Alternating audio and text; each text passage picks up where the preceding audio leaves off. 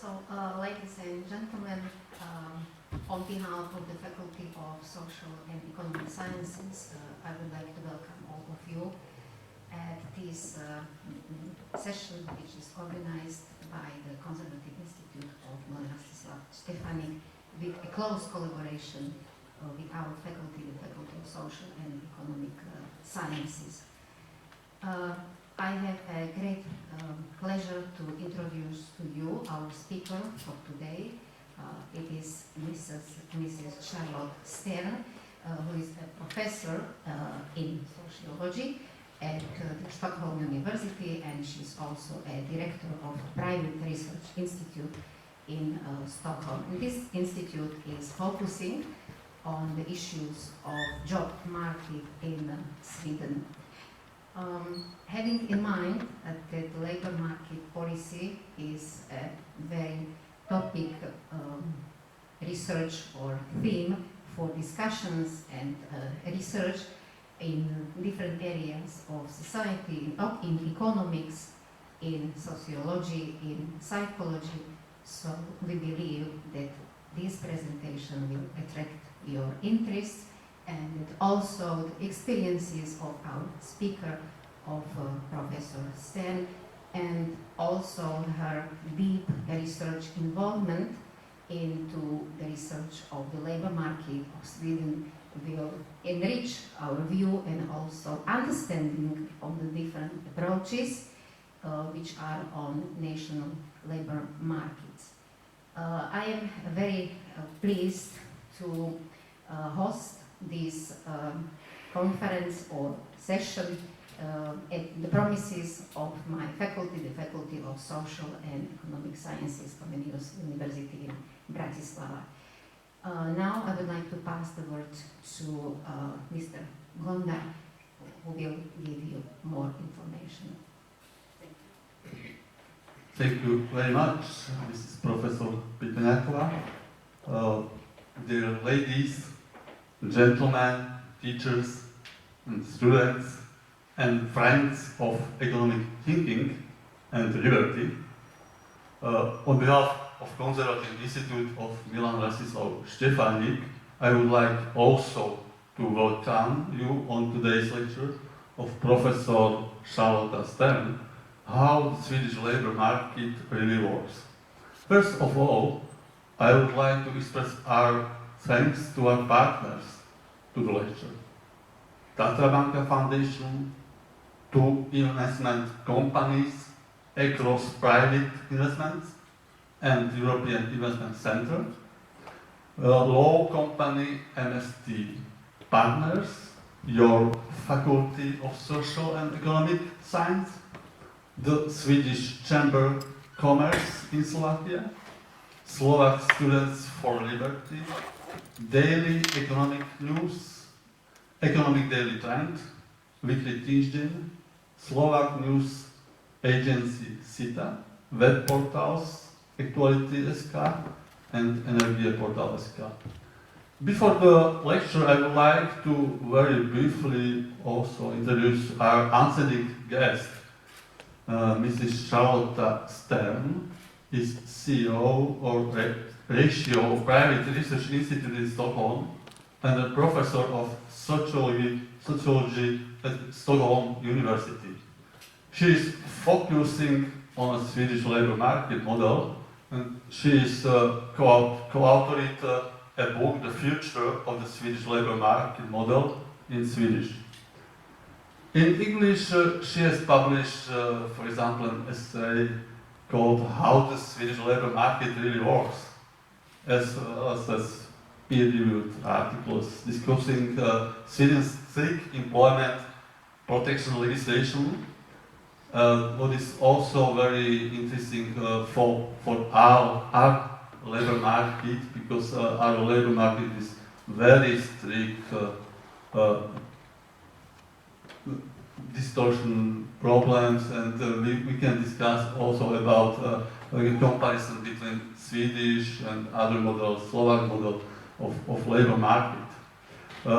Over the years, she has studied a variety of topics, mostly relating to war organization and labor market. And the topic is relevant, as I mentioned, also in Slovakia. It's very important. And now you have opportunity to listen lecture of the Professor Stern and discuss with her. Dear Professor, floor is yours. Here.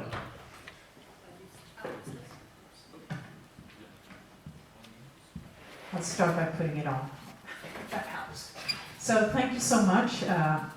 Such a nice introductions, and also, of course, thank you for to the Conservative Institute of Stefanika. I hope I said that somewhat right. I'm very pleased to be here today and talk to you about the Swedish labor market. It's a topic dear to my heart. I find it myself a very fascinating area of study. It took me about 4 years to understand somewhat of how this actually works. So I hope that I can, in this short period of time, make sense of it to you too. We'll see how it goes. So let me just start by sort of getting into how the Swedish model relates to classical liberal principles. One of the fundamentals of a classical liberal society is that contracts should be voluntary. So you should have a choice of whether or not you want to contract with someone. So this is not the case in the Swedish labor market. Contracts, the collective agreements, which is a type of a contract, is something that the unions of Sweden has the power to coerce employers to sign. So in that sense, collective agreements is a violation of freedom. Coupling that with very weak conflict rules. So Sweden also have a powerful weapon for the unions to use, which is striking. And so as you sort of see here, you could think that the Swedish labor market would be prone to conflict, anger, and all kinds of mayhem, because the foundation is coercive. You cannot, as an employer, say, I don't want to have a collective agreement. If the unions come knocking, you have to sign. Otherwise, they can put you under strike and blockade your business, basically. So, how did this happen? Well, Sweden, I think, is one of the most unionized countries in the world. On the far left here, you see Sweden is on top of the world, followed by Finland, Denmark, Norway, and Belgium. So these are the countries in the world that are most successful in organizing its labor. Sweden is by far the most successful. I think even today, the unionization rate is about 65–68%. So a lot of people are members of unions. And I just checked today, and according to OECD, the Slovakian level of share of members in the unions is 11.1%. So you're right down there with France and the United States, right? So there's a huge difference across the globe in how important unions are in the labor market. And in Sweden, they are very important, okay? So that's one fact. We also have a very strict employment protection legislation. In this OECD characterization or categorization of labor law, you see Sweden right there where the arrow is pointing, and you can see that we are right up there, and to the right of us are France, Belgium, Italy, Portugal, and the Czech Republic. The Czech Republic has about the highest employment protection legislation in the world, and Slovakia is right next to Sweden. So we have very strict employment protection, just like you do, right? So it's actually very similar in that sense. Strange, right? However, if we look and compare labor costs, you can see that in Sweden, labor costs are very high. It's expensive to hire people in Sweden. we're about on top of the world. Above us is Norway, Denmark, Iceland, Luxembourg, and Belgium, and then Sweden is right up there. So it's expensive to hire employees in Sweden. That is not true in Slovakia. According to this categorization, we should move our companies here. That is my conclusion. We also have a very compressed wage structure, and I did the comparison today, also again using OECD data, and if it hasn't been apparent by now, I love data. So I'm a very, very sort of empirically oriented sociologist. So you're going to see a lot of these slides today, and I apologize if you don't find them as lovely as I do.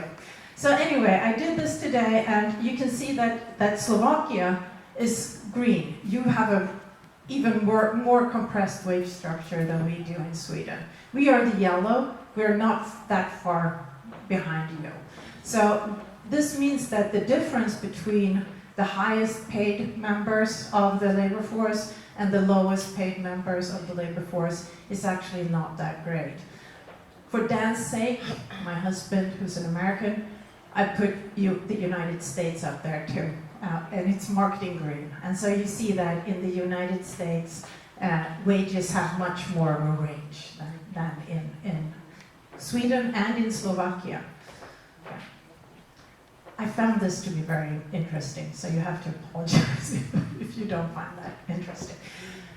We also have very high minimum wages in Sweden, and compared to a lot of other countries, this is not done, the minimum wages are not set by legislation, but by collective agreements. So the unions and the employers of industries negotiate what should be the floor on the labor market. And below that floor, you're not allowed to hire someone, right? And so here is a chart of the differences in minimum wages in the Swedish labor market.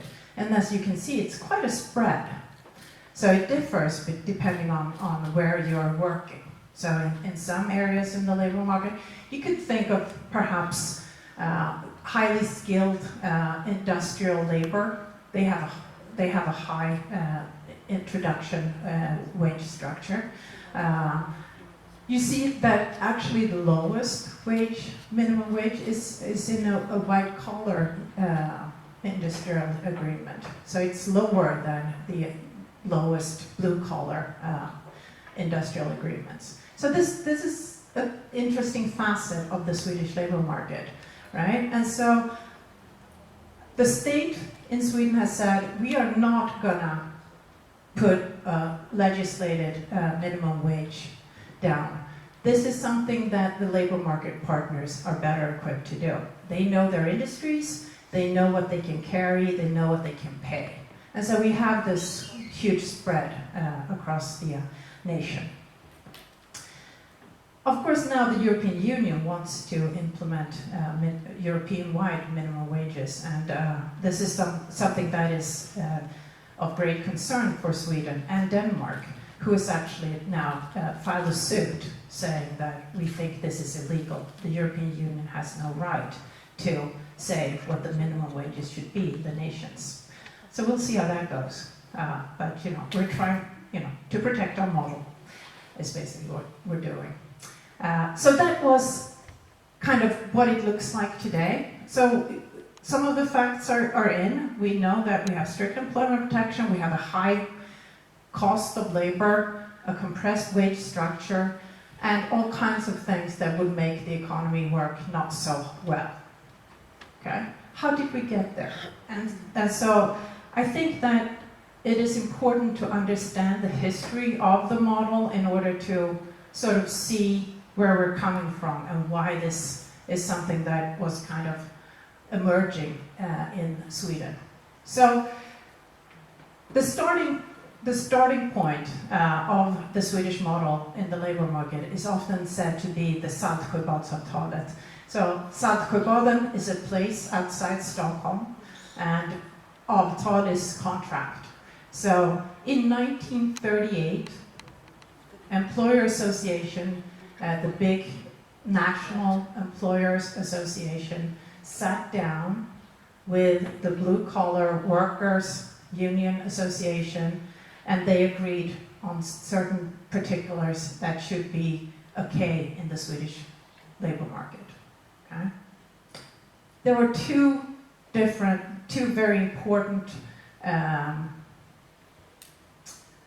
bargains that were struck in those days. So one of them was that employers promised to say yes to collective agreements. So this was a hard demand from the unions. So if employees wanted to strike a collective agreement, employers wouldn't fight it, but say, it's okay, we're gonna agree to this.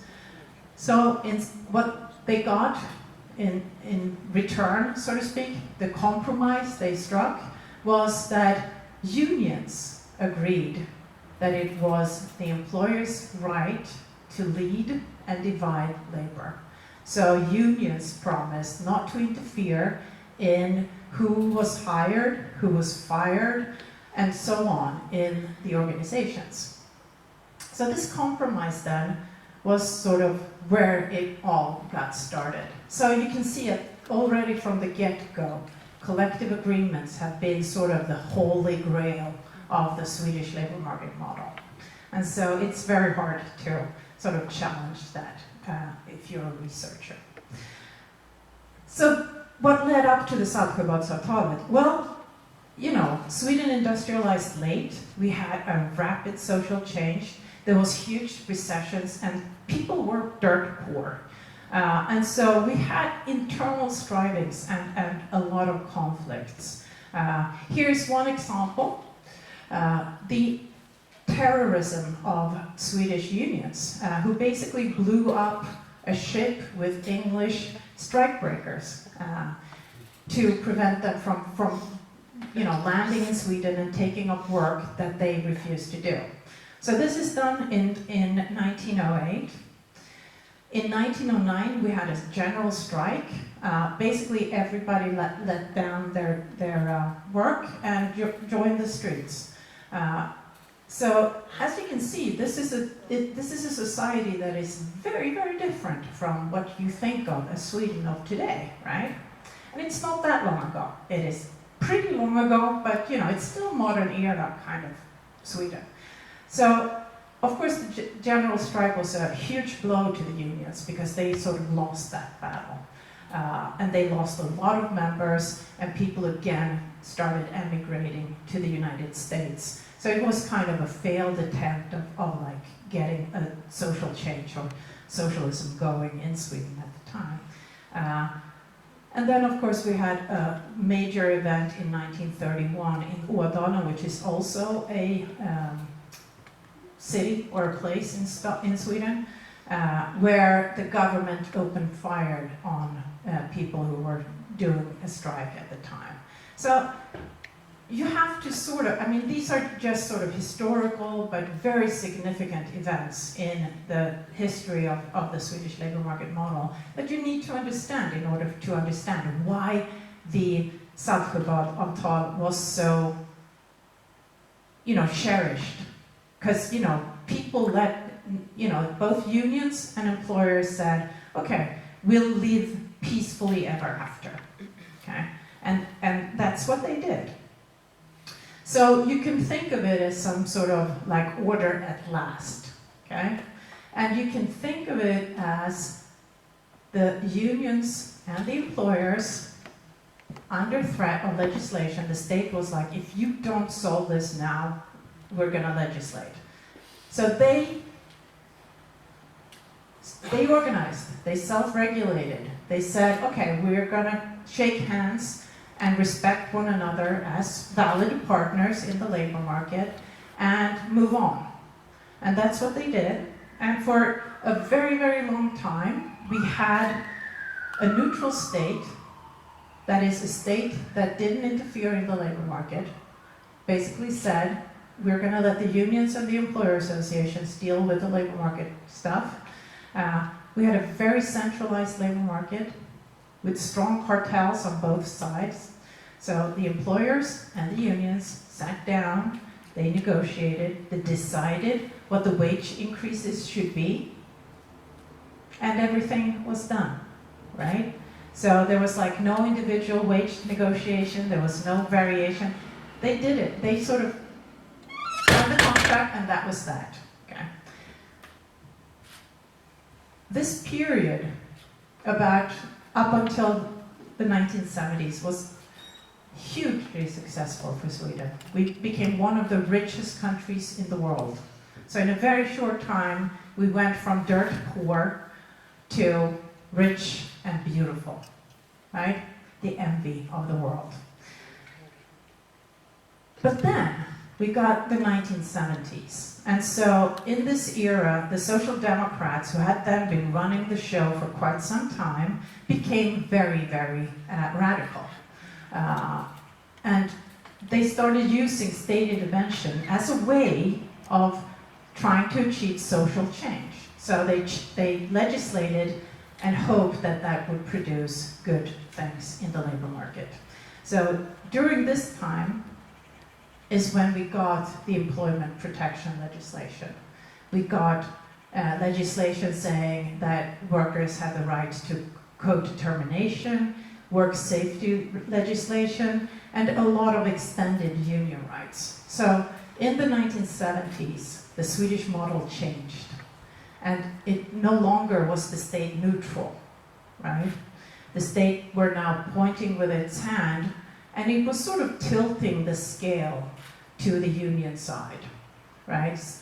Historically, we know that the Social Democratic Party and the blue-collar labor unions are working together. And if you're, for a long time, if you were a member of the union, you were also a member of the Social Democratic Party. That's just how it went, right? So it was like, they were like these.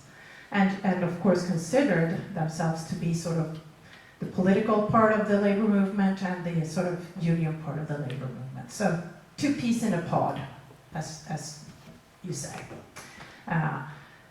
So this changed the model significantly. So I call this Swedish model 2.0.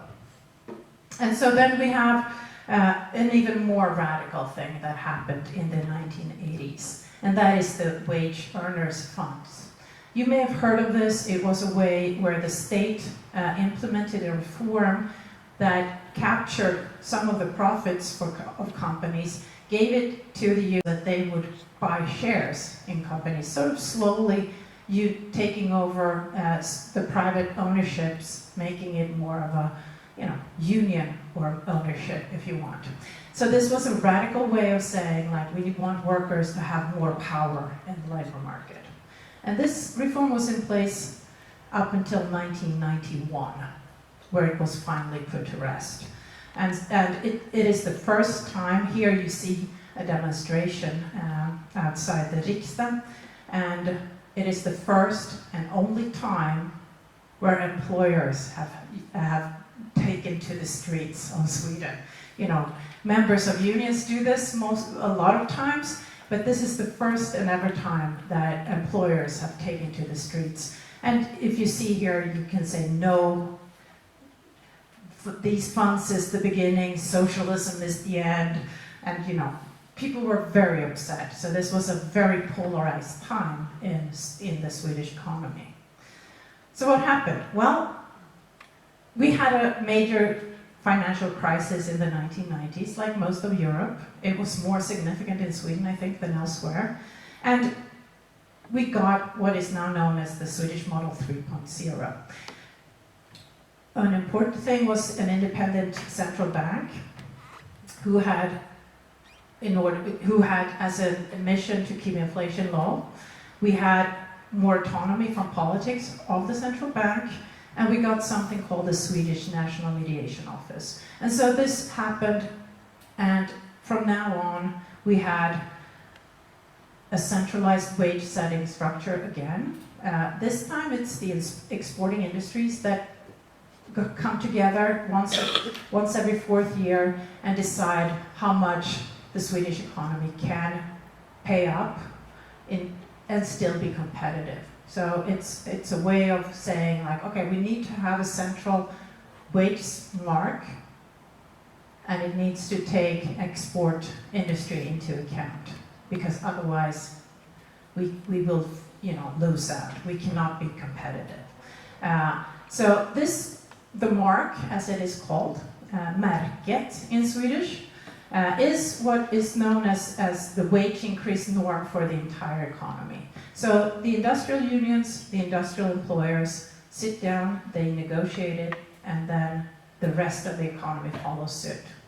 This is not legislation. This is not, it's not something they have to do, but they choose to accept it. Okay, so it's a norm, as we would say in sociology. And since then, you can see that we've had low inflation, and so in 1997 is where this reform took place, and you can see the Swedish model 2.0 starting off in 1970, where we had a lot of nominal wage increase. So a lot of high percentages were giving out in wages. However, inflation was also extremely high. So in real wages, that is money you could actually buy stuff for,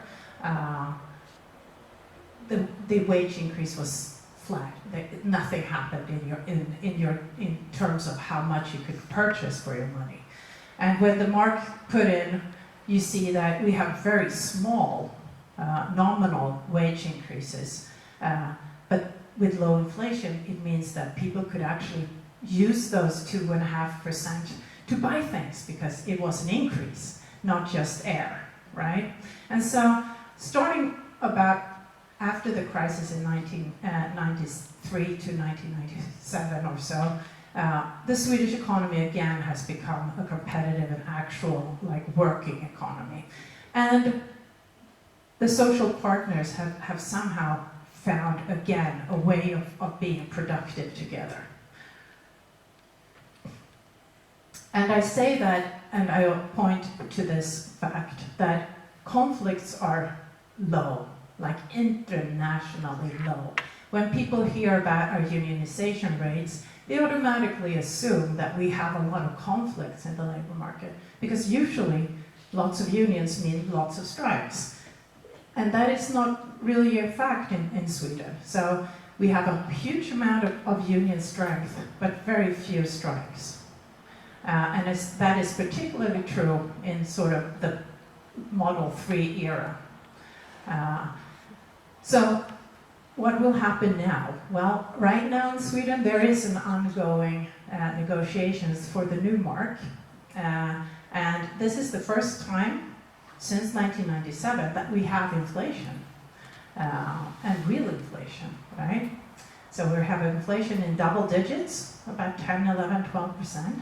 And the partners have sat down and they have said, our mark during these 2 years, so they are now negotiating only a 2-year agreement, is going to be 7.1%. The first year is going to be 4.1, and the second is going to be the rest. And the unions know full well that that means that real wages are going down. And they have chosen to participate and say, we know inflation is temporary. We know that in the long term, we do not want an inflation economy. So we are okay with taking a hit in the short run to make the economy stronger in the long run. Okay? Quite amazing, if you ask me. This is not something that you should take for granted, right? We could have had unions saying, like, we want full compensation, which we see elsewhere in the world, right? In Germany, much higher. In France, they're going crazy. In Sweden, we are safe so far. Yeah, we're not going crazy. Okay. So this model seemed to be working. I mean, it's not perfect by far. I mean, but it is holding together even in difficult times. Knock on wood, of course. We're not done by the whole labor market negotiations anyway. So how can we understand this system, and how come it actually works even though it's so strict and burdensome. Because it is. Sweden is not a classical liberal paradise by any means. We have a lot of labor regulation, we have high costs, and still the labor market seems to be working reasonably well. Well, one way to think about it is that it is actually somewhat of a polycentric system. So we have 744 different collective agreements in place in the labor market. Yeah, so it takes some time for these negotiations. You can see that there's a lot of negotiation going on in the labor market. And 88% of employees are covered by these. So this figure here is meant to sort of illustrate the polycentricity of the model. And so the square is the state. Here's, everybody's covered by the laws, right? No one is sort of outside the laws. The circle is illustrating the Swedish model. So these are the companies, the employees, everybody who's sort of inside and who has signed collective agreements. And as you see, there are companies outside the model, there are employees outside the model. They work out, they don't work under collective agreements. There's no necessity that you have a collective agreement. You have to have contact and sign one. And then, of course, you have all these 744 collective agreements. We also have the main agreements that is struck by the cartels, the big figures in the labor market, the large conglomerate of unions, and the large conglomerate of employer associations. And then you have the industry agreements. And no one knows how many local agreements there are struck in Sweden. At least I don't. And I've tried to see if someone knows the answer, but no one seems to know. Because of course, you can also strike agreements with your local club. So if you have a local union in your workplace, you can negotiate to deviate from some of the regulations in law and in collective agreements, and make a situation where you can actually do something and agree on something that you find is better for your company and for your employees. So underneath all these regulations and agreements and all this kind of things is actually somewhat of a self-regulated system with more flexibility perhaps than meets the eye, because you can do all these sort of adjustments of the rules according to the needs of your industry. So hence the industry-wide collective agreements differ, right? So they have different rules because they have negotiated a different contract that they follow. Does that make sense? Cool. And relations are pretty good. The latest survey that I find is unfortunately quite old, but at that time, you asked employers and unions, the CEOs of companies and and unions, whether or not they trusted one another. And as you can see, 75% says, yes, we think we can trust each other. So it is a relation that is built on social trust. And I don't think that's so strange, because if you meet and you negotiate and you sort of meet again next time and again next time, there's really very, very hard incentives not to cheat, not to lie, and not to sort of be dishonest amongst each other, right?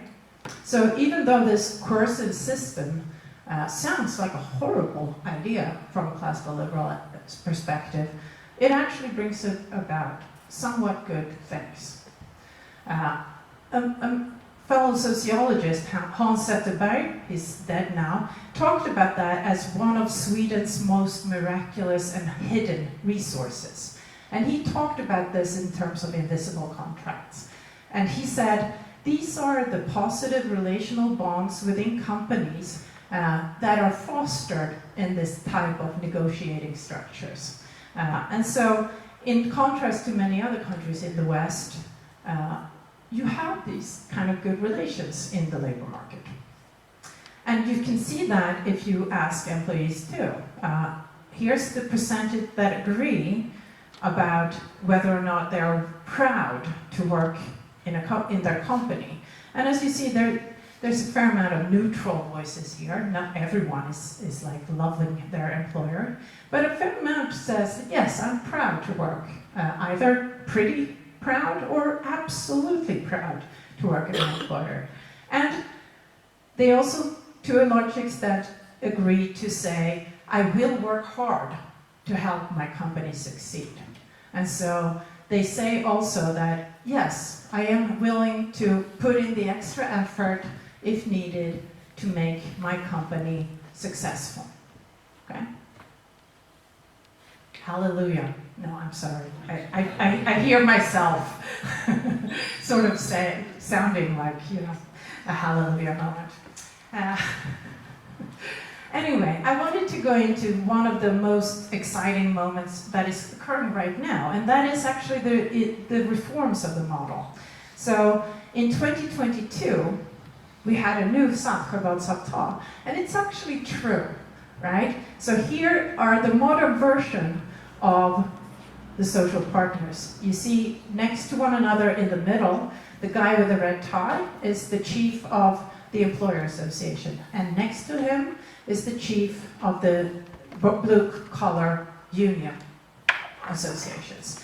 And next to, on the other side, are other union and employer representatives. And what they agreed on in this epic moment, that of course they realized, they actually called the meeting out and in the same place as the original agreement. So they were kind of saying, people, this is historic. And that was what the message they wanted to sort of portray. And what they did is that they agreed on, by negotiations, that Sweden from now on will have a less strict employment protection, and that we will have a work-study support, I call it. I don't really know how to translate this well, but this is something along the line. What it means is that if you have worked for the same employer for at least 8 years, you are allowed to have paid skill development during which you are still employed. That skill development shall of course be your choice, but it also must have labor market relevance. Okay? Of course, employers, in order to sign this agreement, said like, well, we don't want everyone to become a nail sculptress. We want to have like actual skills that are relevant, that make them able to get a new job. And then they said that in order to make this happen, we require the state to reform particular student loans for working people, because they can't live on the student loans that young people live off, because they actually have lives and houses and so on. But we will also pay up. So we will take some of the money that we have gathered in our wealthy system and top up for the people who work in companies with collective agreements. So this is now starting to happen. The first reform was implemented in October of 2022. So it's something that I am planning to study very, very carefully in the future, but so far it's very difficult, right? It's too short a time, and we don't know what's going to happen. But the potential of this, of course, is extremely exciting in the sense that we will have a system where it is easier to dismiss people from the labor market, from the company, so it is going to create a much more dynamic labor market, which means that they're going to be easier for young people, for immigrants to get access to the labor market, because they are considered high risk, and hence with the strict employment protection, we don't want to hire them. So that is a good thing. And this reskilling of the labor force, of course, has the potential to cure one of the most significant difficulties that I think are facing most Western European countries, namely skill shortage. Employers cannot find relevant skills among people who are unemployed. And so, in one reform, Sweden now has something similar to perhaps the Danish flexicurity system that you might be familiar with, where the employment protection is more flexible, but also the potential of actually like sorting out some of the skill shortage in the labor market. We'll see how it works out. I mean, this is not a done deal. And so you can foresee all kinds of difficulties implementing this kind of reform in the labor market. Like, are there going to be relevant educations for all these people? Are they going to do all, like, are they going to get into lines of work that are relevant in the labor market, et cetera, et cetera, et cetera. But it is at least somewhat of an interesting new development.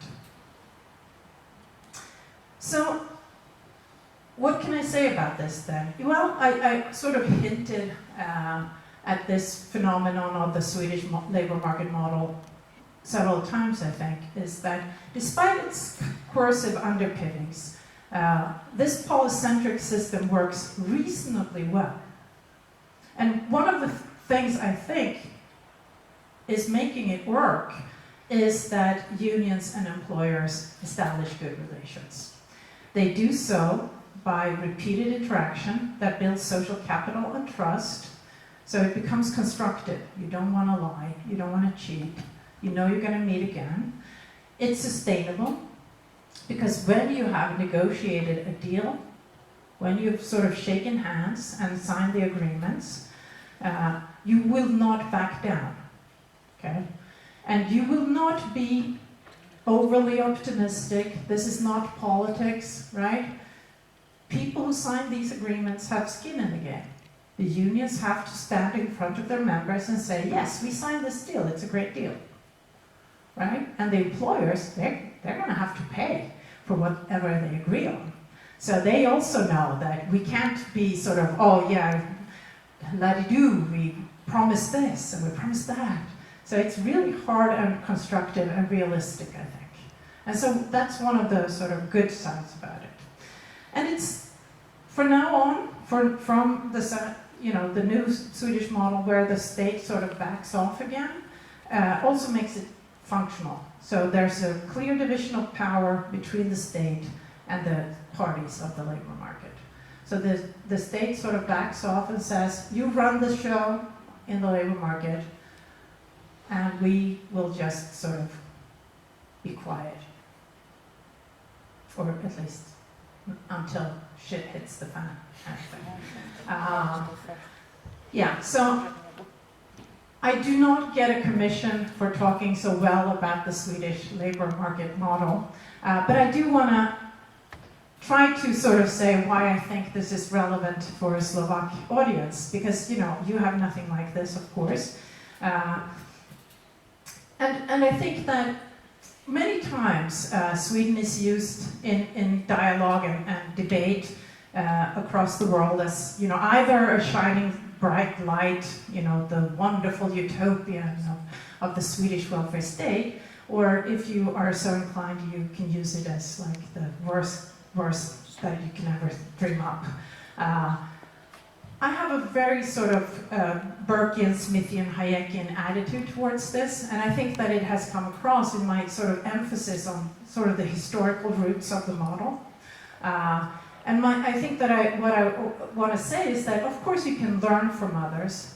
You can try to persuade by using their example, but I don't think you can imitate. I think it's very, very hard to take something like the Swedish model and say, if only the rest of Europe could emulate this model, it would work so wonderfully. No, it wouldn't, because the particularities of the Scandinavian and Swedish country is very, very different from the rest of Europe. I mean, you have a completely different history, you have other roots, you have other cultures. It wouldn't work the same.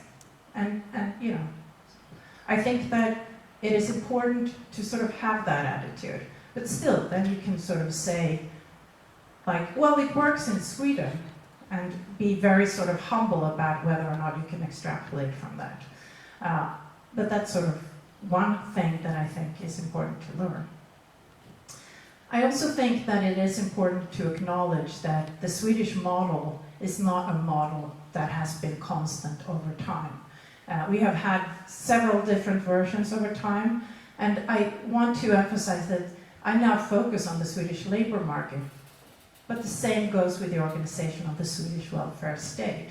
Because of course, after the 1990s crisis, there were significant reforms of our welfare state. We implemented a lot of choice in schools, in medical issues, in elderly care, so that people could exit if they didn't like how they were treated, and it makes a huge difference to the functionality of the Swedish welfare state. We also privatized a lot. The pharmacies, the telecom areas, the stock market, you name it. We did a lot of privatization after the 1990s crisis. So Sweden is not one, like, oh yeah, it's smooth sailing from the get-go.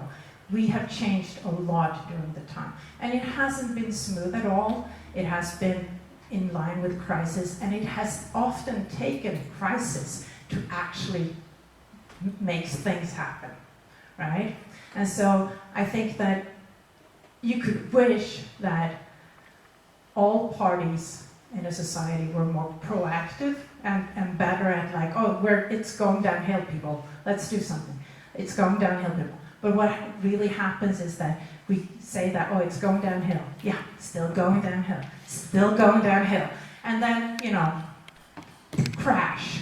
The Swedish crown is like explode, like worth nothing. The interest rate goes up to 124%. And all of a sudden it's like, oops. We saw this coming, people, but, and then it happens, right? And, so you wish it could be better. I think also my lesson today, or what I want to push across, is that classical liberal ideals are lovely, property, consent, contract, and as I have emphasized, this is not exactly the case in the Swedish labor market. So reality is messy, and I think that one of the lessons that I take to heart in working with this kind of model, I researched this, I tried to learn from this, I tried to persuade how to make it better, stronger, more flexible, but, like functioning well, is that, it's not going to be a classical liberal utopia anytime soon, but, piecemeal reforms are possible. So on the margin, you can change and make things, slightly better, slightly more functioning, and slightly sort of stronger, resilient. I also think that what I'm achieving by researching this model, sometimes pointing to its dysfunctionalities, sort of pointing out areas where it doesn't work, pointing out dissatisfactions, pointing out why don't small companies, for instance, want collective agreements. I do all these kinds of research projects so that when a reform window opens, there's knowledge already there. And so I think that what makes my life interesting and meaningful is that I do think that ideas and research make a difference. Even in a social democratic country like Sweden, you can, if you're situated and ready, have an impact on the development of society. If you are, there and ready, and you've got the knowledge at hand, so you can just, put it on the table and say, here's what research shows. So, this is how I think of my contributions to the world. Another thing that I think is unique to Sweden, and I think this is perhaps not so well known, is that the socialist threat of the 1970s, when there was a serious attempt of actually implementing socialism in Sweden, with the wage earners funds, and etc. It made employer associations free market. Not pro-business, but pro-market. They saw that if they are ending private property, we're doomed, right? And so all those employer associations existing at the time sort of took to heart that we need to be able to defend market society in principle, not only like push the pro-business agenda, but actually have sort of a classical liberal infrastructure. And they organized that. So at the Employer Association of Sweden support liberal think tanks like Timbro, some of you may be aware of Timbro, but also several research institutes like IFN in Stockholm and Ratio where I work. And so they have a very sort of hands-off approach. They say, here's some money, do good things. And so they know that when the next socialist agenda comes along, there's an infrastructure with knowledge, with people, with ideas that can be used in order to prevent really, really bad things from happening. You see the three nerds up there on the right. They are part of something that I also think is extremely important and very worthwhile. So if you want to change things in Slovakia in a pro-market way, this is a policy you should imitate. So these three guys won a competition for young entrepreneurs. So we have programs in place in Sweden working with high school students, even younger students, helping them understand what it's like to run a company, what it's like to write up a business plan, and they get to compete in who does the best business plan. So it's a little bit like the Shark Tank idea on TV. No? Okay. So you present your business case and then you compete with others and who has the best business plan. And so these guys came up with an app to help immigrants get a job in the labor market. And so they won this year's entrepreneurship for youngsters. And that too is something that the Employer Association supports and helps build and fund. So that means that in every gymnasium that takes place in this program, there are kids who have tried to run a company, who knows what it means, they know how hard it is to work, they know how much preparation it takes. They're not going to be so easily persuaded that, company owners are evil people, and that they're only in it for profits, and that, all that other kind of propaganda that we sometimes hear about enterprise. So I think that is something that you could actually imitate and build and sort of grow. I don't know, maybe you have something along those lines. And that was my last slide. Thank you for your attention.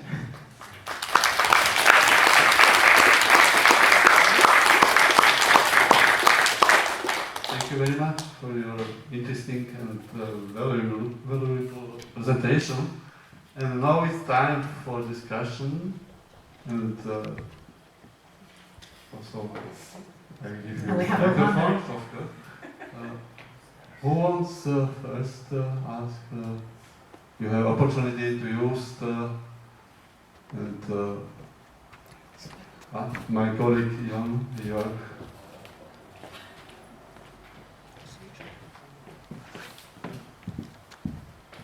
Okay, I will try to be icebreaker. Thank you very much for your presentation. Actually, I will take some credit. It was my idea to have this presentation.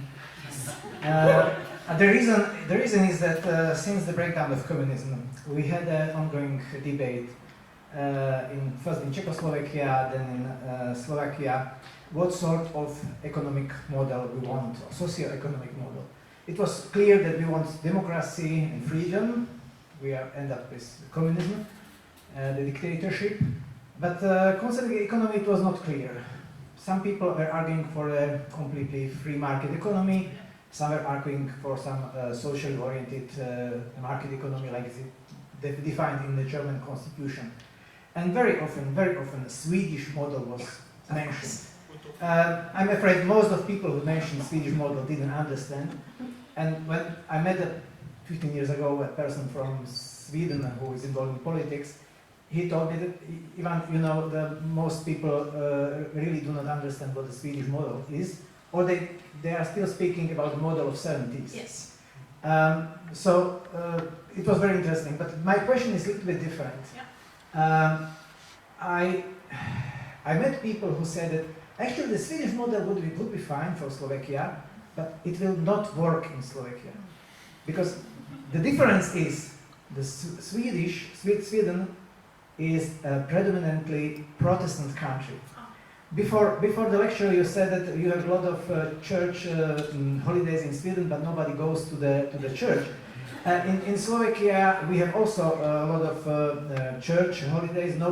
Almost nobody, or very little people go to the church, but we are predominantly Catholic country with the Catholic culture. Do you think that this argument is valid? Did you make some comparison among countries like Norway, Denmark, Anglo-Saxon countries which Sure. are predominantly Protestant, and countries like, I don't know, Italy, Spain, Portugal? Yep. Well, I am a sociologist, so here I am invoking Weber, right? So, of course, there is something that seems to be unique to the Protestant countries. I mean, we end up, if you look at the World Value Survey's culture map, we end up in a cluster in the most secular, most sort of rational, non-traditional center of the cultural world. So there's something to be said for that. I don't necessarily think that,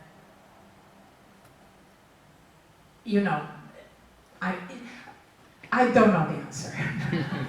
But if I don't know if there's a particular, I think that what is true about the Scandinavian countries is that we're differently religious. Norway is much more religious than Sweden, and I think that Denmark is also on par with Sweden. So we're different amongst ourselves too. But what we are is that we're we're a small group of people with the same languages that have been sort of hanging out together for forever. And so we're high trust. I think that perhaps is more important than religion. And we have sort of strong social control and social norms. And I don't know if that would be true in Slovakia. I think that, that is one of the parameters that I would say has been part of making this work. Because, we are a consensus culture and we don't fight and have conflicts with one another. We like to get along. And so, if that, I don't know if Slovaks are fighters and conflicts driven, but that could be. I know the Italians are, So.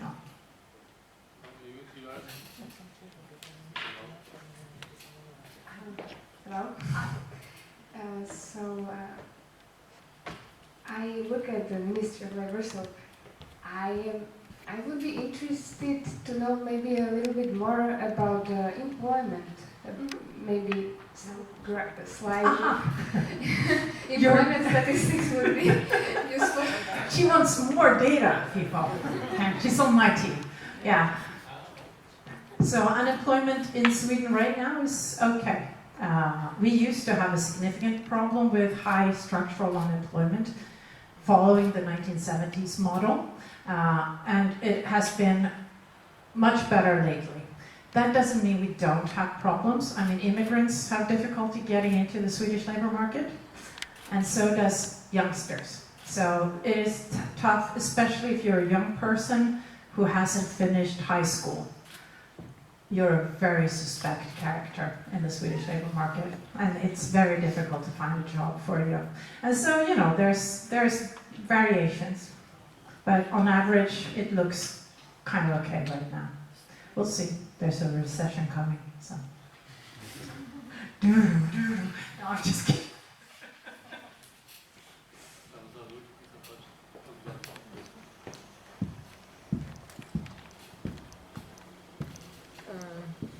Hej Sam. Det är trevligt att du har kommit hit. Vad roligt! Nu exkluderar vi alla. No, I'm gonna speak English. And please don't take it personally. It's really difficult to say it so that I don't want to like offend anybody. Just like perhaps you have been investigating or you have some research concerning foreign people in Sweden, because I found it very, very difficult to find jobs, even the lowest job, whatever. Mm-hmm. And it's not only for people from Eastern Europe, so to speak, but it's also for American people. Yeah. And there is also a lot of propaganda, like, look, the migrants, they don't want to work, etc. I know that in the United States, for example, if you go, I don't know now, nowadays how it works, but let's say like my brother immigrated in 80s, he wasn't young, and he made it, you know, like, I never had this feeling in Sweden, sorry. Some people... It's okay, I am very... Yeah. I'm not offended So, easily. is it because of the mentality, like... Yes. Strindberg, he has this novel, In Some Head, Mm-hmm. Loneliness, so that if there is a neighbor... I mean, Sweden is a small country, I mean, populated in...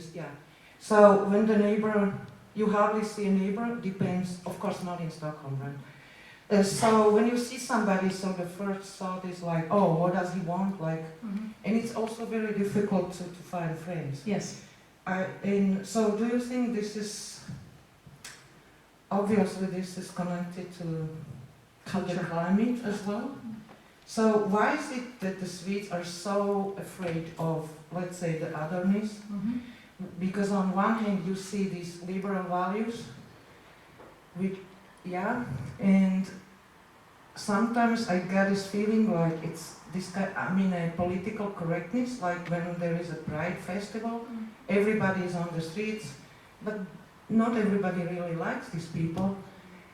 You know, I see. just like if you did some research, why is somebody always bara invandrare? Även om du bodde för 50 år till exempel. I hear you, and I don't think you're unique in having this sense of the Swedish labor market. As a matter of fact, I think that it is a very harsh reality being an immigrant in Sweden. It's partly cultural, it's partly due to the riskiness of hiring someone because it's very hard to get rid of them if they don't work out. So there's a combination of stuff. But of course, it's also convenience. I think that Swedes, a lot of my friends have had since, forever, and I'm not really interested in getting new friends. Sorry. I hope you weren't. See, so I live up to the stereotype. And I think that's true. I mean, Swedes are very domestic focused in their social life. I mean, you can work with someone for 25 years and never be invited to their house. And I think that is very different from a lot of the world, where it's more like, oh, you work with someone and you start hanging out and after work, etc. That's not how Sweden works. And if you're a Swede, you're okay with that. But if you're not, it might be very lonely, especially if you don't have childhood friends and all that other stuff that is part of being integrated in a country. So we have some work to do as Swedes, I think. So I don't know but trust me, I worked and taught immigrants and one of the most significant things that happens during the break, so I lecture about the Swedish labor market for immigrants who have come to Sweden and learned Swedish and are hoping to get a job. And I tell them all about the Swedish labor market, how it works, etc. And then they have a 15-minute break and everybody flocks around me and says like, how do you get friends in Sweden? Right? And it's so sad, but it's true. I mean, it's one of the most common questions I get when I lecture. So, yeah, we're not that loving and warm and welcoming. Can I ask another question? Do you like that the state is actually interfering with everything, also in private life? Because this, I'm sorry to say, like, I really don't like the socialism, so-called. Mm-hmm. There is a lot of capital on one side, like the cartels you said. Yeah. We can speak about the film industry as well, okay, I don't want to go into details, but also this is really there are also wonderful things about Sweden, actually about these unions, right? Now I lost the thread. I would say the difference between Slovakia and Sweden is that, let's say, like something will happen, some crime or something happens in the workplace, some injustice or in other field, so that in Sweden sooner or later, I believe still, the truth is gonna win. Like even if it takes like 4 or 5 years, as you say, like Swedes don't like to argue. So like always it's de lagom, de kommer, de bra, Take it easy, yeah. So this is also, I don't know why is it scary to ask question in confrontation, why is it so threatening? Because I think something can progress if you argue, if you ask questions. Sure. Yeah. And in Slovakia, I'm sorry, I don't know, because I'm here only since the COVID. I see. I think this is lost here. I see. I mean, sorry to say so. Yeah. There's something to be said for conflict and open and frank discussion. And Swedes are not very good at that. I mean, but hey people, culture is culture. I mean, it's very hard to change. It is what it is, and it's not like someone designed it. Like, okay, in Sweden, you have to be like this. It just so happens that, we turned out this way. And it has good sides and it has bad sides, like all cultures do, I think. I mean, there's just not one perfect culture. It's just variations of okayness.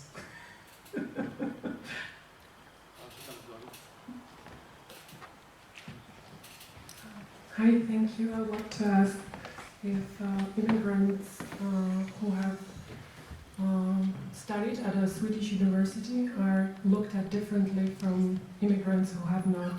Yes. Thank you. You're completely right.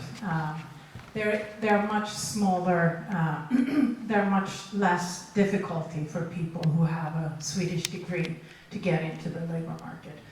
So the problem is if you come from another country with a university degree, then we don't really know what it is, and then people are like, well, here's a good Swede, we'll take that person.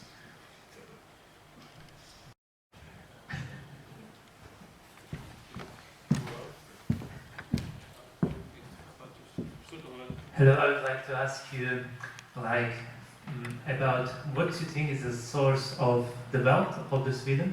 When I compare it, for example, to Norway, we can also trace something to natural resources and so on. So, because in Sweden, great companies like IKEA, Volvo, and so on were created and actually succeeded on global markets. So this is the first part of the question. But nowadays, this paradigm seems to be shifting. For example, Ericsson lost market position. Volvo is owned by Chinese conglomerate and so on and so on. So I see some challenges like population change in terms of aging and in terms of immigration. Yeah. So could you please maybe elaborate upon those? Extrapolate a little bit forward? Yeah, well, no, you're right. I mean, Sweden used to have really great big companies that were world-renowned. I mean, we still have okay companies, I must say. We're doing okay. But there are global competition, and I think that has changed the way we do business, but also the way that companies emerge, because with globalization came global value chains, and that changed the structuring of the companies. So I think that Ericsson used to be one big company, is now like a conglomerate of different companies, you know. But that has been cut out, you know, like they have been cutting it down and making smaller companies and specialized in their trade, so to speak. So I'm not sure, maybe it is just that the industries that we used to be great at has changed in the ways that they do business. And so, you know, Ericsson is still good at what it does, but on a global scale, it's not outstanding anymore. And of course, Volvo is owned by the Chinese. So the ad nowadays reads, made by Sweden, not made in Sweden. So, you know, that's how it goes. That's progress. So, but I mean, if we are to extrapolate, I would say that we do have a problem, a population problem. We have an aging population that is going to cost a lot of money for the public sector to take care of, because we have promised them that we would take care of them. And that is going to be a challenge for the welfare state, because also the public sector is not the most attractive employer, and so young people do not necessarily want to go into that line of business, which means that, you know, there are less and less people who are willing to take the jobs that are needed. And then the immigrants are going to be our blessing, I think. Because with immigration, we get a lot more people who are interested in just getting a job. Okay? It sounds unfair, it's, you know, might not be the loveliest message, but I do think that that's how it's going to turn out. So we need immigrants. That's the bottom line. And, you know.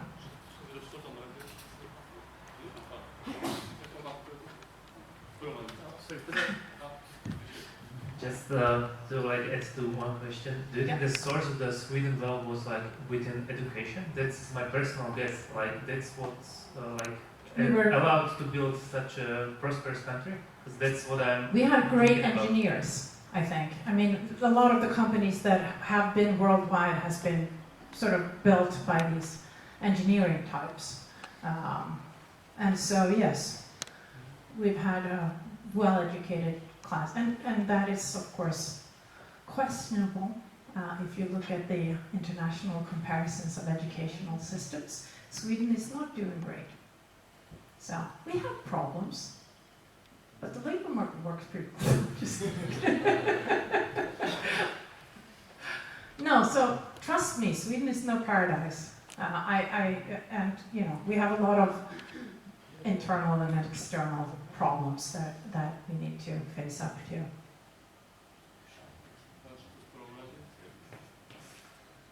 Thank you. My name is Jan, working at the Migration Office of the Ministry of Interior. So the immigrant issue is really interesting because I just recently came back from Portugal, where all the migration services say whoever comes to Portugal, even if it's not based on illegal entry, we take that person, the 50% Portuguese already, and solve his situation, because we do need that. And how do you square now the fact of Swedish Democrats being really anti-immigrant, need of the migration, and that kind of like building the trust and friendship with people who are not really something which comes naturally to the Swedes, because Yeah. this is what we are fighting in the country as well, that we have very natural mistrust to foreigners. And Yeah. how, if the government, basically the question is if the government really actively works on how to change it, even though with the Swedish Democrats it's probably not that easy. Thank you. That is not an easy question to answer, and I don't think I know the answer. The Sweden Democrats, as you point out, are immigration hesitant, to put it, like they don't actually think, it's a diplomatic way of putting it perhaps, but the thing about Sweden was that for a long time we sort of refused to acknowledge that we had immigration problems. And so the Sweden Democrats sort of fed on what people observed in their everyday life compared to what politicians were talking about on TV. And they were like, this doesn't make sense. And so we will see what will happen now that, the Sweden Democrats now are in a support party for the government that we have today. We will see how that turns out for them. If we look at what happened in Denmark with the sort of similar party, they just crumbled when they were in government. And so when you're forced to take responsibility, it might not be so easy to just say no, or whatever you want to say. So it's an open question, I think. But immigration is very expensive for Swedes because we have a big welfare state. So if you come to Sweden and you are not able to enter the labor force, it becomes very costly for the taxpayer. And so there's like this natural come on people, we can't afford all these people. So there's a real sort of financial threat to having a huge immigration population that doesn't work.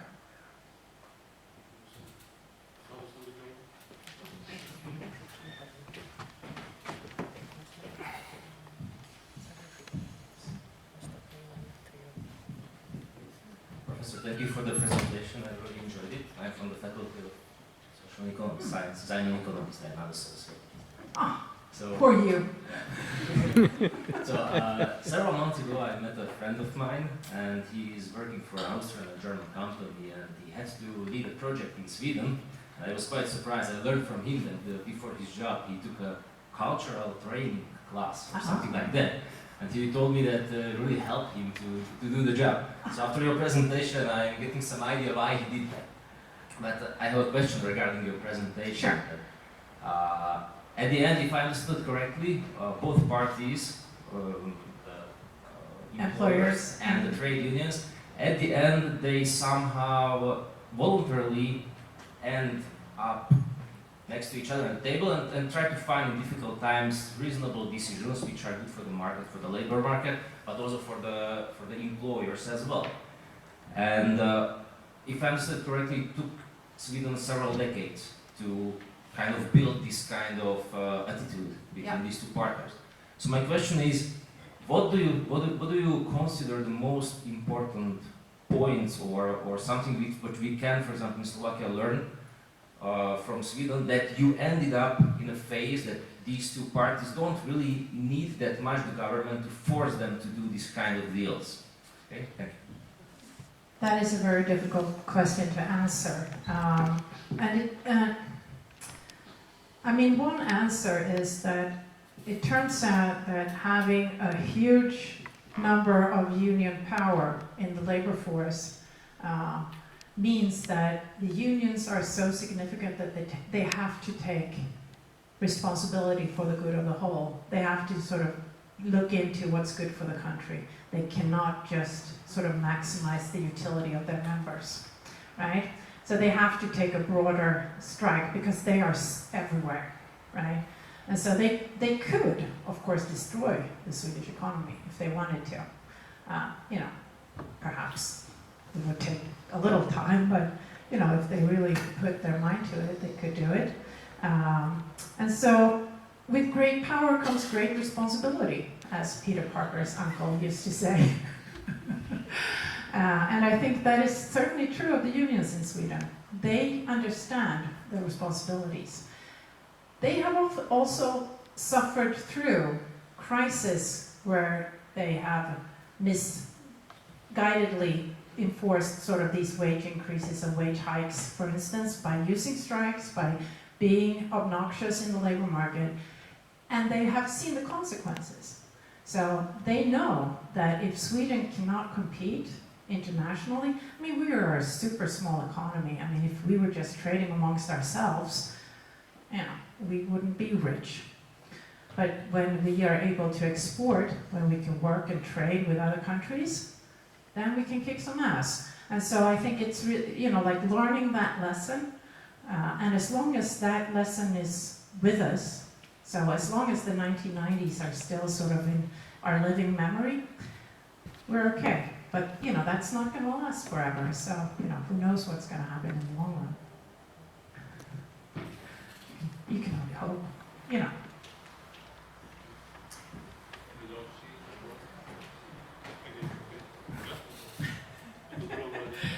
Run.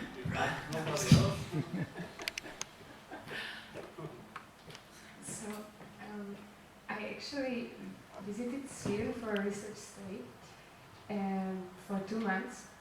And where did you visit? Umeå. Umeå. Oh my. Okay. Yeah. Far north. Well, it was. I hope it was the summer.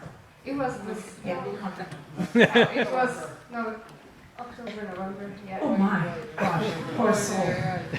How many sunshine hours did you get? Well, but what I remember was a great Swedish custom called fika. And for me, so my co-authors of the paper I was writing, they were quite friendly. So my experience was, well, I was there just for 2 months, but but also they invite you home. Yes, actually, I had a lunch at home of my colleague. But this custom of fika, where every day there are 2 coffee breaks that everyone can participate, is not mandatory, but the coffee is paid for. I really enjoyed that, and it was an opportunity to hear Swedish, to talk with people, to make friends. So I'm not sure I understand why it's so difficult to make friends. Well, once you're inside,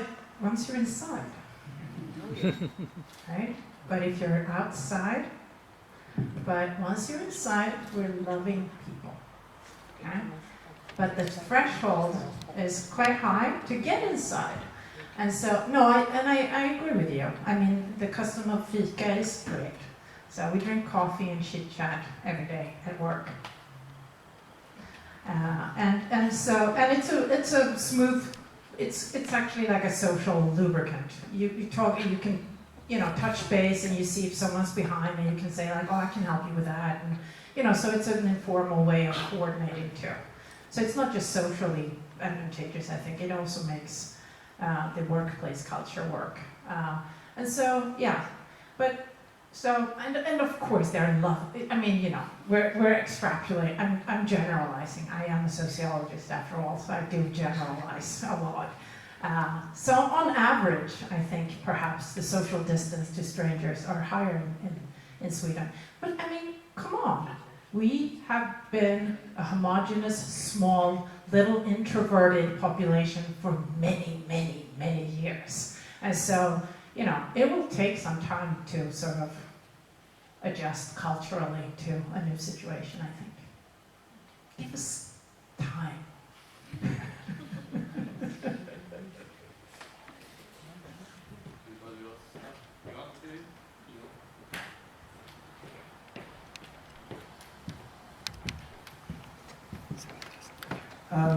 I would like to continue with the debate which was here a few minutes ago. Being introvert, I would say that Slovakia is a nice country to find friends and have a rich social life. However, when it comes to point of the trust towards the institutions, I now will speak based on data from the Eurobarometer public opinion survey. Slovakia is one of the countries of the European Union with the lowest trust towards the government, national government, towards the national parliament, towards police, towards courts. It's on opposite side of the graph with Nordic countries. There is a high level of trust towards all these institutions. I don't know what's the trust among the trade unions and the employees association in Slovakia. In Sweden, you show the graph that it's a high level of trust, mutual trust. Yeah. I would say that in Slovakia is very, very low. Now the two questions. Could be Swedish model, if implemented in Slovakia, work without such a high level of trust, mutual trust? And the second, how to achieve such high level of trust? And can you say that in Sweden it has changed, maybe not especially concerning the trade unions and employees associations, but the trust of people towards the state, towards the institutions, and maybe even towards each other? Okay, so trust is important. I mean, I'm a sociologist. Of course, I think trust is important, right? I mean, we believe in the social relations and how that makes meaning for people, etc. So, yes, trust is one of the reasons why Sweden works, period. Like, so, you know, we trust one another, people are trusting, but people also behave trustworthy. And so, you know, you've got a good spiral, and you can see how that good spiral could become a bad spiral if trust breaks down. And we have tendencies of that in Sweden today. We have gang criminals shooting one another everywhere. Just a slight exaggeration, but you know, we have significant difficulty dealing with crime and gang crime in particular right now. And so that is one of these situations that could lead to a deterioration, where people say, like, the police aren't doing their job, you're not safe on the streets anymore, you know, the average person on the street cannot be trusted. Things that have been taken for granted in Sweden for many, many years, right? And how do you build trust? I think that civil society is very important for building trust. I think that when people coordinate, collaborate, build things together, they start trusting one another. And so having a society where people actually are active in the different kinds of associations and sort of creating mutually advantageous solutions, it could be all kinds of things, like helping out to pick each other's kids up from daycare, or you know, helping an old lady go shopping, or whatever. I mean, it doesn't need to be very super organized, but I do think that sort of those kinds of socially coordinated acts of common decency helps build trust. And how do you do that? Well, you start by using your own example, I think. You start by being a trustworthy person who helps others and behaves in a trusting fashion. Easier said than done, I realize that, but you know, that's the only way. No one can force anyone to trust anyone. I mean, you know, it's something you choose to sort of do yourself. And hence why communism was such a bad idea. One of many reasons. But, you know, yeah. Did I answer?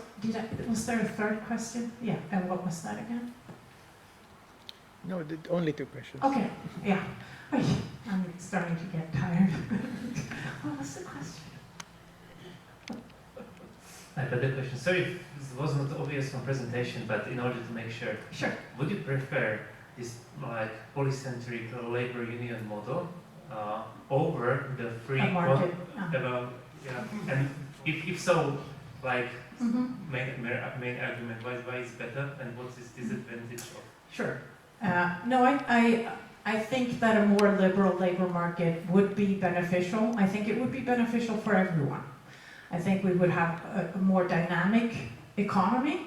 I think employers would find it easier to hire and fire people and hence be more productive, hence creating more wealth. And people would then get more pay.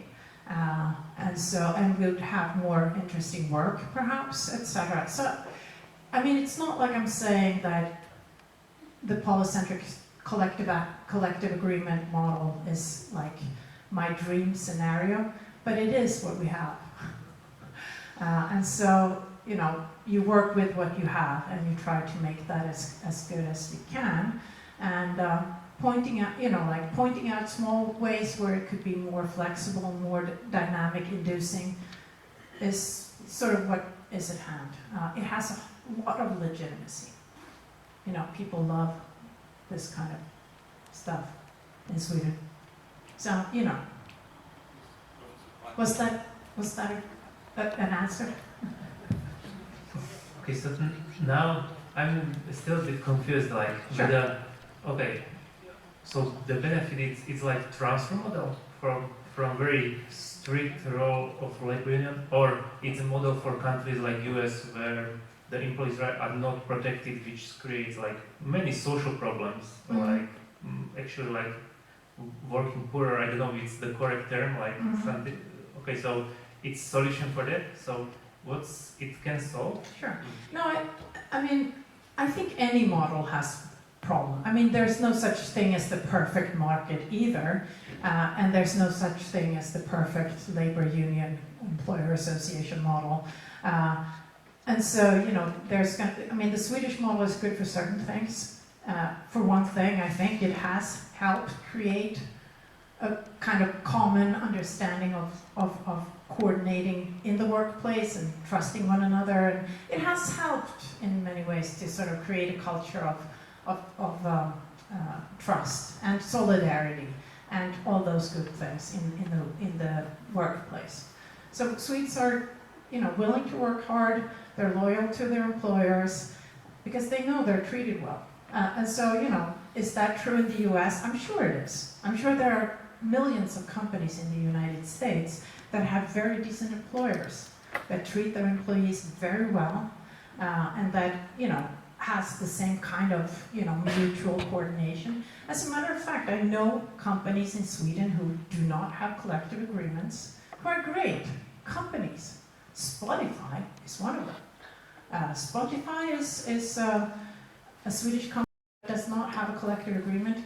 The way they treat their employees, I want to work there. If I didn't have such a meaningful job, I would apply for one. Also, I don't know how to program. But, you know, details aside, it would be a fantastic place to work. And so, you know, it's not like black or white or, you know, all this and all that. But it is a little bit of, you know, I think you can get a lot of good workplace solutions even in a market-based voluntary society kind of situation. It's just not the situation we're in. Hi. Yeah, I learned about this topic by coming to your lectures, and I always get a little better understanding. And I just kind of want to return to the point that you were making up there about should the model, should what you're explaining to everybody be something to emulate, for example, in Slovakia. And it seems like the more, you know, when you think about everything you've told us, the history of Sweden is so critical, and the nature of Swedish society to it working as well as it does. I mean, in a way, it's like they have all these laws and rules, which then allow all of the parties to kind of work around what you think the laws are really going to make happen. So it's kind of almost like it looks one way and then it really works another way, which I guess is in the title of your talk. And but the trust part is, you know, Sweden is, I think, quite special, not Nordic is special. Sure. And I do really wonder whether trying to emulate it elsewhere, for example, Slovakia, is a good idea at all. And when you think about the two parties coming together at the table, and you're explaining that, you know, the unions get the message that if they drive too hard a bargain for some benefits, it'll actually hurt the company, it'll actually hurt Sweden, and they get persuaded by the employer group, that this is really the consequence of what you're demanding. And that's trust there. Like they have to show, they have to show data, they have to show information about the company, about the marketing, about cost changes and whatever. And so if you don't even trust each other to be able, in the bargaining, of like, yeah, this really will be the consequence of what, so just right there, you can imagine them not trusting and then pushing their bargain hard because they didn't believe the other partner. So I don't know, yeah, just hearing it all again, I think it's not necessarily something to emulate by others. I don't think, I agree with that. I think that is one of my points, is that it's really difficult to just take something like this that is so sort of specific and particular to Sweden and sort of say like, oh yeah, well, let's just do it that way. But you can still learn, because you can sort of say like, it would be great if we could create more social trust. It would be great if we could have a mutual understanding that international competitiveness is actually good for the country.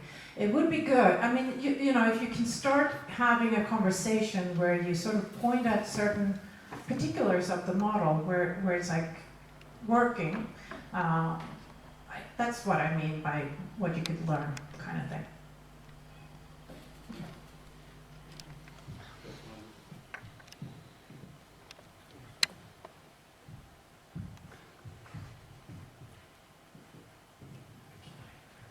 I have another question for the immigrant part. Do you think there's difference between Swedish people perceiving immigrants from other countries? Like, is there a difference between perceiving people from America or people from Central Europe, like Slovakia or Czech Republic? You mean like, is the social distance significant? Yeah. I do, yeah, yes. The answer to your question is yes. There are, of course, you know, like, the US is very familiar to Swedes. I think that's true for Slovaks too, as well. You have all this popular culture, you know, so it's kind of like it almost feels like you know the US. I mean, you know what it's all about. What do I know about Slovak? Yesterday I had a conversation saying like, is there any famous music groups from Slovakia? Because what do I know? I don't know, right? And of course I bragged about the Swedish success stories here. But so, you know, of course it's different, and I would assume that it's the same in Slovakia. That, you know, if you're from the US, it's kind of cool, and if you're a Pole, not so cool perhaps, but still kind of neighborly, and you know, and it's the same in Sweden. So, you know, we feel close to Norwegians, and the Finns we can't really talk to, but we kind of get along anyway, and you know, just how it is. So it's not the best idea to go to Sweden, even though I can program and I finished high school. You should definitely take your programming skills to Sweden. You'll have a great future there, I think.